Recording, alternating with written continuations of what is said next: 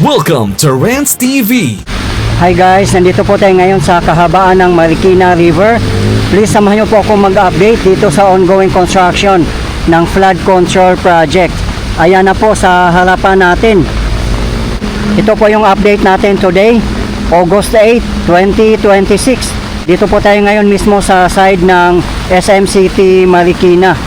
5 days ago, nandito rin po tayo nag-update. Grabe ngayon guys, ang lakas po ng ulan. Simula po kanina. Time check, 1:15 PM local time. Ayan po ang drainage system na ginagawa po nila. Wala po tayong makikitang mga workers ngayon kasi ang lakas nga po ng ulan. At makikita nga po natin dito na napakalalim po ng foundation nito.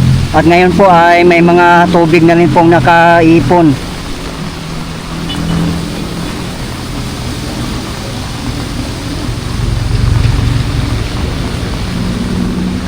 Pag tumaas po talaga ang ilog dito o umapaw siya, may tendency po talaga na papasukin yung SM City Marikina. Ayan po, sa parking area po nila. Kasi hindi pa po nagawa ang retaining wall dito sa side nila. Ginagamit pa po kasi nila ito ng kalsada. Kaya huli po nilang gagawin ang retaining wall. Lalo na dito sa drainage system na napakalaki.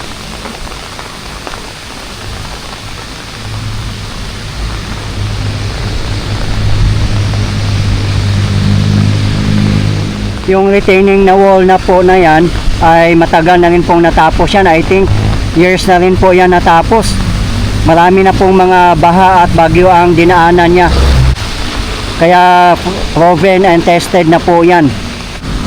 Dito po sa kahabaan ng Barangay Kalumpang, doon po sa taas natin ay halos kompleto na rin po ang mga retaining walls.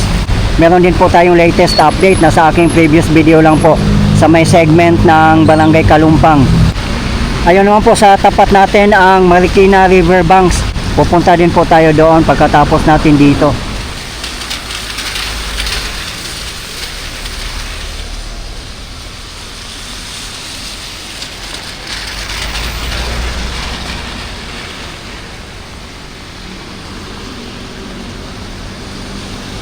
Medyo tumaas na po ang level ng ilog ngayon. Kasi tuloy-tuloy po ang ulan. Sana nga po talaga hindi umapaw ang ilog dito. Lalo na hindi pa po kompleto ang mga retaining walls. Pero yung mga ibang segment naman na almost done na po, I think safe na po sila sa baha.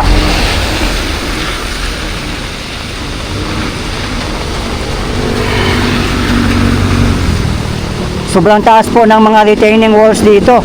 Nasa 5 to 6 meters din po ang taas. Kaya kung makukompleto na po siya, for sure hindi na po sila basta-basta babahain.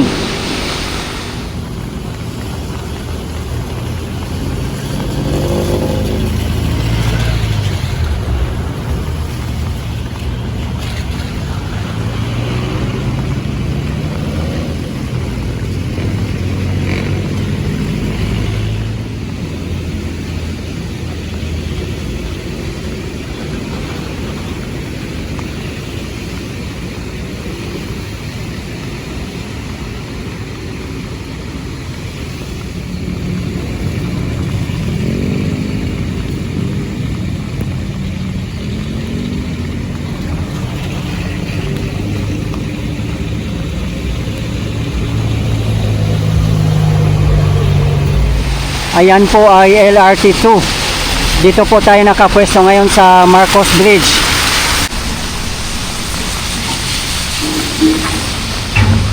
Ito yung kahabaan ng Marcos Highway.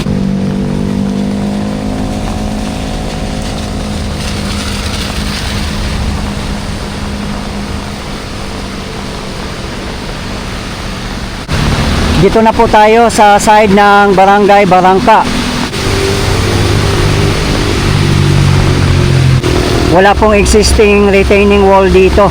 Kaya mabuti na po nagkaroon na po sila ng napakataas na retaining wall. Although hindi pa po siya tapos. Ayan, makikita naman po natin dito na napakababa po talaga ang area nila dito. Kaya kung malakihang baha ay nalulubog po sila dito. Yung mga kabahayan ay mga bubong na lang po ang nakikita. Lalo na yung Bagyong Ondoy. Ang Marikina River ay isa po ito sa mga binabantayan pag may mga paparating na mga bagyo at mga baha. Kasi low-lying area po dito. Despite sa dami ng mga low pressure na dumaan or mga bagyo, hindi pa po umapaw ang Marikina River. Siguro po napaka-effective yung ginawa nilang flood control kahit hindi pa po siya tapos at malalim na po siguro ang level ng ilog dito kasi meron pong regular dredging na nagaganap bawat segment po. Meron po silang ginagawang dredging project. Ayan lang po ang Marcos Bridge. At ayun po sa tapat natin ang SM City Marikina.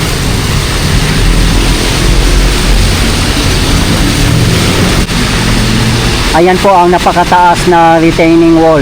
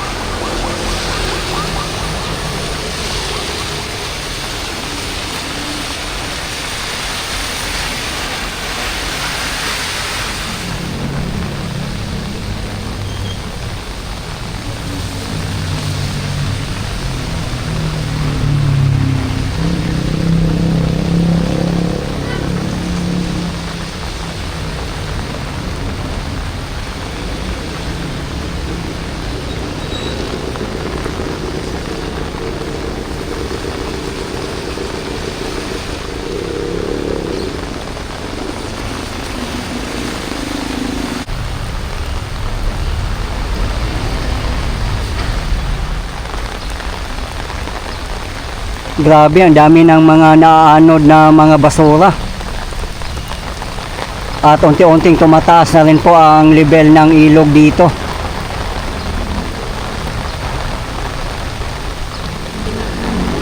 Dito na po tayo mismo sa Marikina River Banks.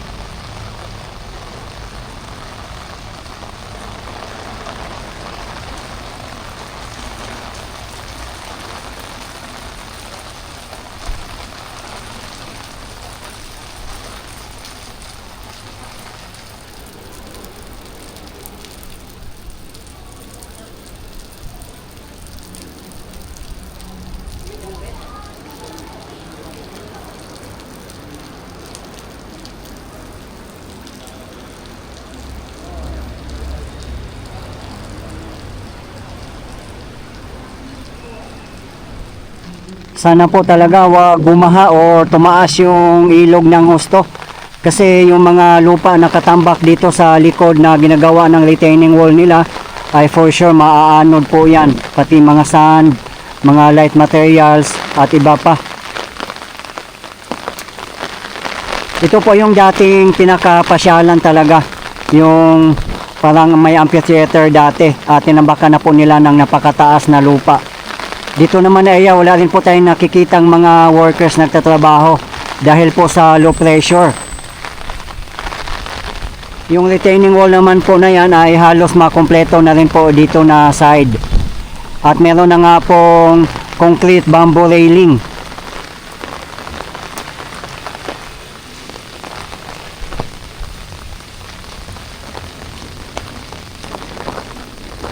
Doon naman po sa tapat natin ang Provident Village. Matagal na nga rin po natapos yung retaining wall na yan, pero hindi po Japanese construction firms po ang gumawa. Ayan po sa tapat natin ang side ng Barangay Kalumpang. Park po yan dyan dati. Sa mga hindi po nakakaalam, ang mga contractors po ng Marikina River Flood Control Project ay Toyo Construction Company Limited and Shimizu Corporation. Sila po ay mga Japanese construction firms. Ang mga workers naman po ay mga Filipino. Kaya nagkaroon pa rin po ng job opportunity ang ating mga kababayan. Ang buong project po ay nakakahalaga ng 57 billion pesos. At nagsisimula po ang project from Marikina Bayan in Marikina City up to Barangay Manggahan in Pasig City. Kabilaan po ang project guys, kaya napakalaki po ng project ng ating pamahalaan o ng DPWH. Napakaswerte po ng mga taga Marikina City, Pasig City and Quezon City kasi hindi po tinipid ang kanilang flood control project at gawa po ng Japanese construction firms. Knowing naman po pag mga Japanese ang gumawa ay talagang high quality projects po. Kasi bawal po sa kanila ang substandard na mga projects. At marami din pong nagsasabi na ang pinakamagandang flood control project ay dito sa kahabaan ng Marikina River. At no doubt po yan guys, lalo na po kung napapanood nyo ang mga updates natin dito.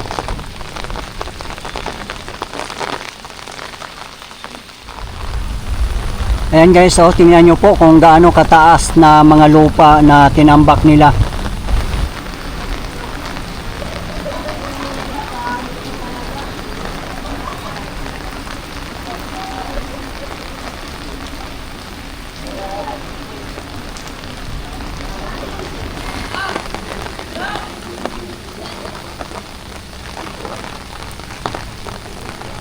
Ayan, nandito pa rin po ang mga kainan. Yung nga, yung perya dito ay matagal na po nilang tinanggal. Ayan po, nakahilera na po dito at nakatambay ang mga backhoe.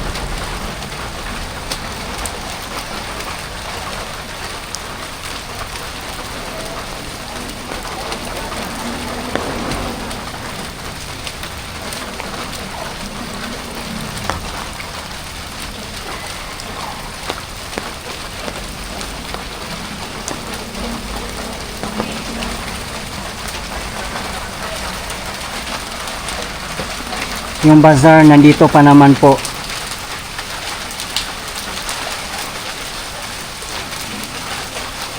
Grabe, lumakas na naman po ulit ang ulan.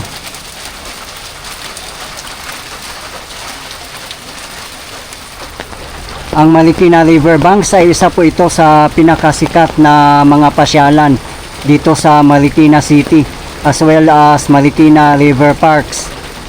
Hindi lang po mga locals ang namamasyal dito, kundi dinadayo pa po ng taga ibang mga lugar. Yung nga lang na close nga lang po dito dahil sa construction ng flood control project.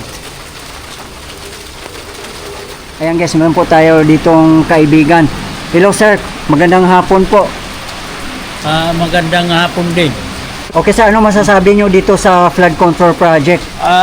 Ngayon, ito masasabi ko, maganda itong maganda ang kinakalabasan nitong flood control dito.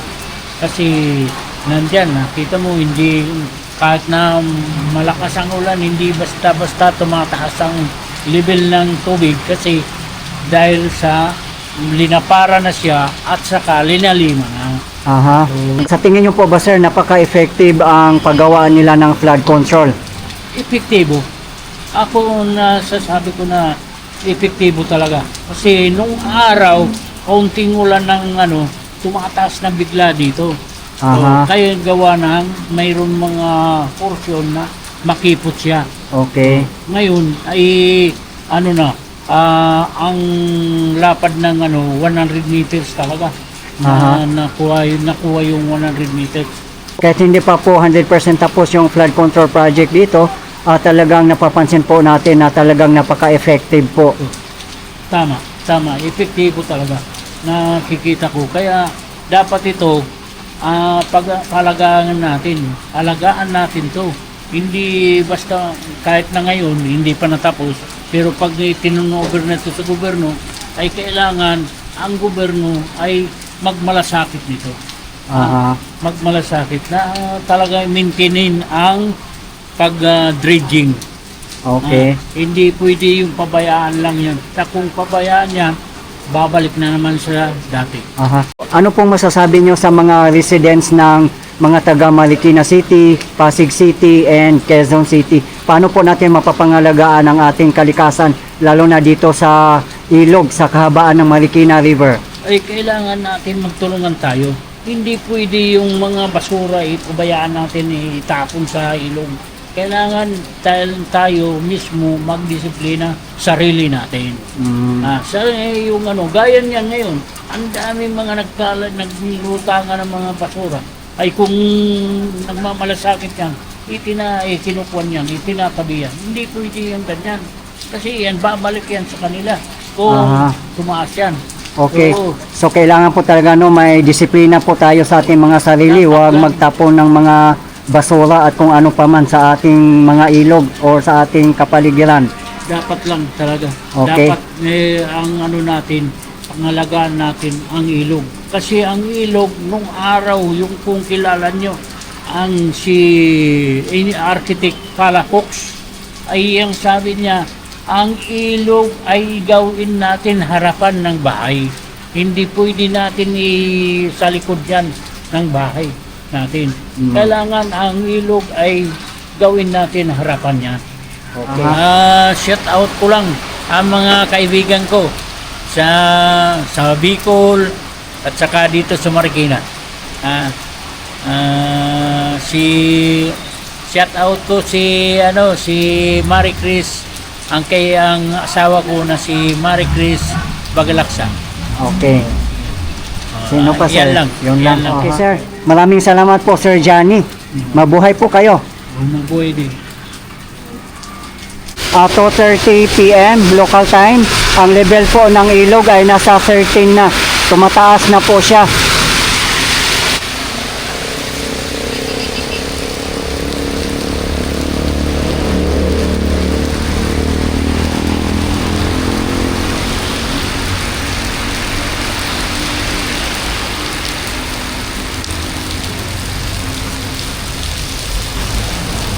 Dito na po tayo sa side ng Industrial Valley, part pa rin po ng Marikina City.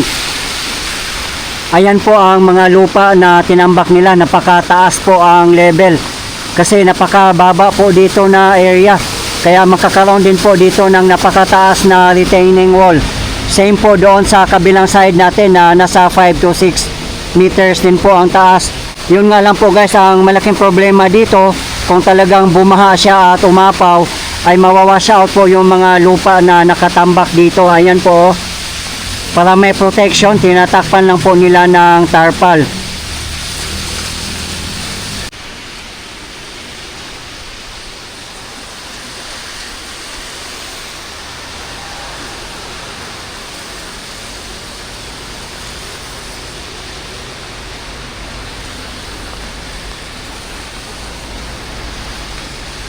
Yung bridge naman po na yan ay Diosdado Macapagal Bridge.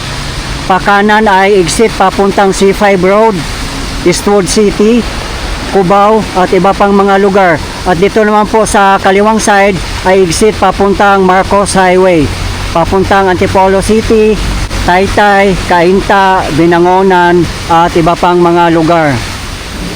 Kudos po sa DPWH, mga LGU at sa lahat ng bumubuo ng Marikina River Flood Control Project.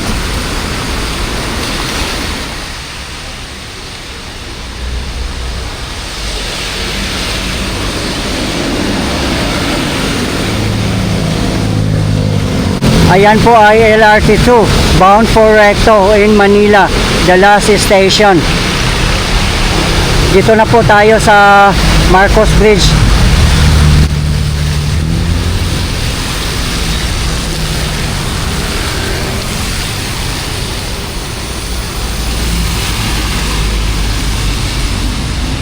Ito yung kahabaan ng Marcos Highway.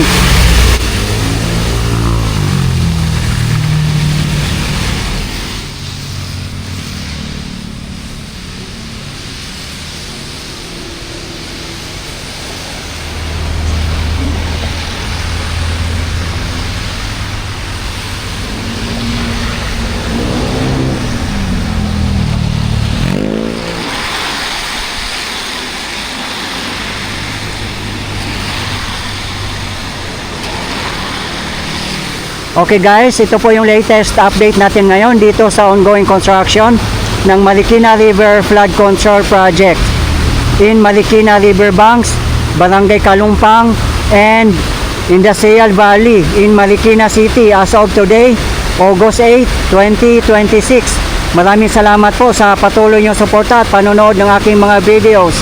I really appreciate po. At hindi po ako magsasawang i-update kayo, lalong-lalo na po sa mga government infrastructures.